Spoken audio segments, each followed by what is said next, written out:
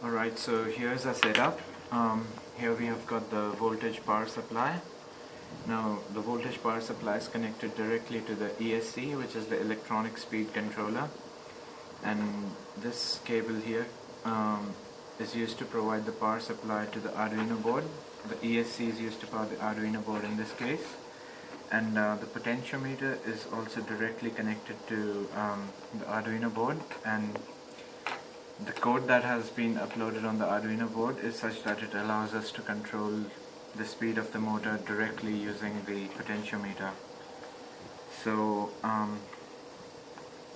after that, we've got the connections to the motor here, and the motor is also, we've also made connections straight from the phases of the motor to the oscilloscope, which will show us the waveform once the motor starts. So I'd like to start the motor now. Brushless. KV. And just for your information, this is a Quanum MT 2212 kV 1000 volts, kV 1000 motor manufactured by DYS. So in this case, we've got a constant 10 volts power supply.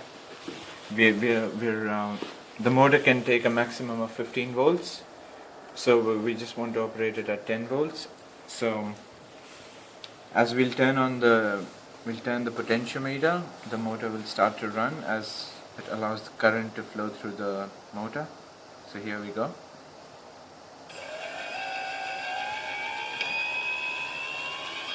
So as I increase, the motor speed increases as I turn the potentiometer knob, since it allows more current to flow through the circuit. So now we are going at its maximum speed at 10 volts. Now you can also hear a little bit of noise which is being caused due to vibration because the screws are not properly tightened up. So in this case we are also using a bit of paper to prevent vibrations.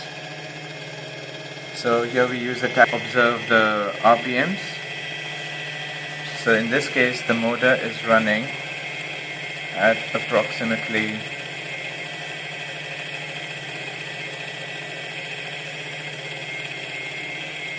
9,180 RPMs. It takes a bit of time for the tachometer to initialize. So yep, and you can also observe the waveform here. So here, as we manipulate the potentiometer, as we decrease it, we can see that the frequency decreases, as well as the amplitude. In the voltage, we've set it to 5 volts per division. We can say this is accurate because of the voltage being supplied is 10 volts. So with this we can conduct further calculations and find out the relationship to the load and further conduct our experiment. So we've also conducted a test for in this case, for which we have used these circular discs. So how it is we mount these discs at the which is basically the power of the motor is RPMs. So that way we've got value using the and we can calculate the power of the using the formula volt and the current. So we have the power, we have the hence we can get the values of the torque.